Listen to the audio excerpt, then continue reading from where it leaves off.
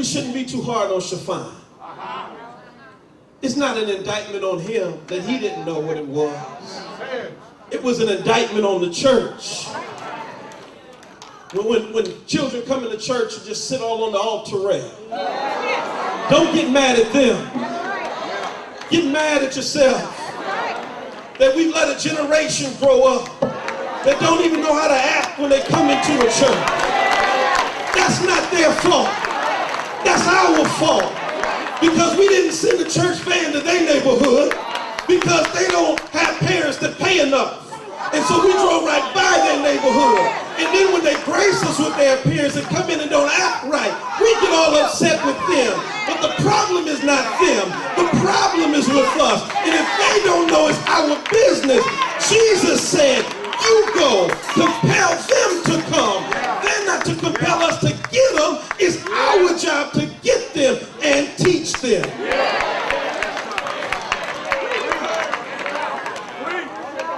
Well, as I looked at that altar and that pulpit, we all just sat there in our church. And I tell you that after we laughed about it, there was a sense of something just kind of overcame all of us, I believe. That there was something that altar was saying to us. Something that it was saying from way back in 1883. And what it was saying to me is that perhaps the reason that our churches are empty on Sunday is not just because the demographic has changed. It's not just that people have moved away, because there's still people around us right now. But perhaps what it's saying is that instead of people moving, that it's been us that have moved away from what God called us to be in the beginning. That if we want our churches to grow, that if we want things to change where we are, then maybe we need to go back to what it was that got us to be a great church in the beginning.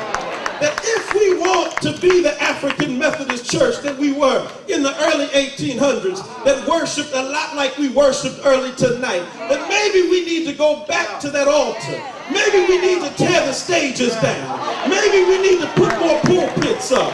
Maybe we need more preaching and less PR. Maybe we need more praying and less advertising. Maybe we need more fasting. Maybe we need to go back to the altar where we first found the Lord in the first place. Can I get a witness? Well, here's the good news. Sometimes before God can build you up, God's got to tear you down. In the book of Chronicles, the discovery came in the renovation process. But it was as they began to demolish and tear down, that's when they found it. In Macedonia, we didn't just stumble upon the altar, but we found it when we got ready to start tearing stuff down. And sometimes before God can build you up, you've got to come before God and let him tear you down. There's a whole lot of stuff in the way right now. There's some attitudes that need to be torn down. There's some mentalities that need to be torn down. There's some unclean spirits that need to be torn down.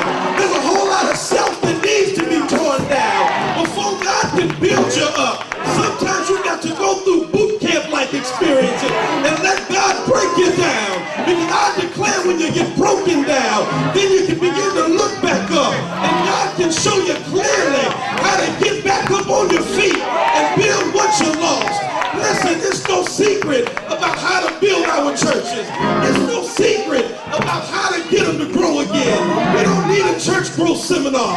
We don't need to go to manpower.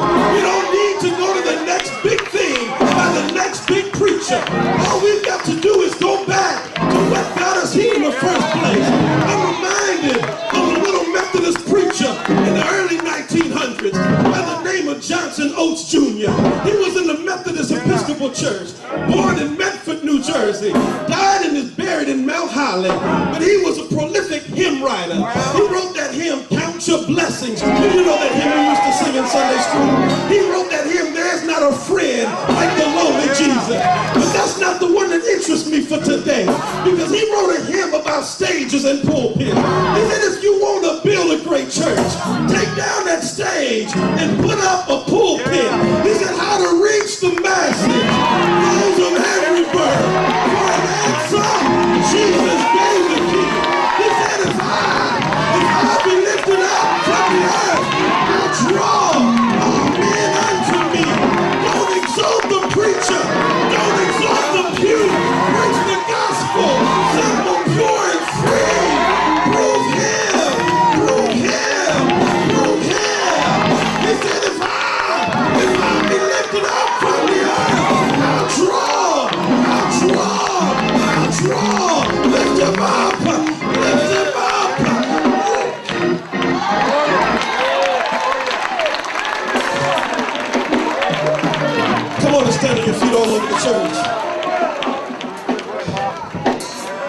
lift him up.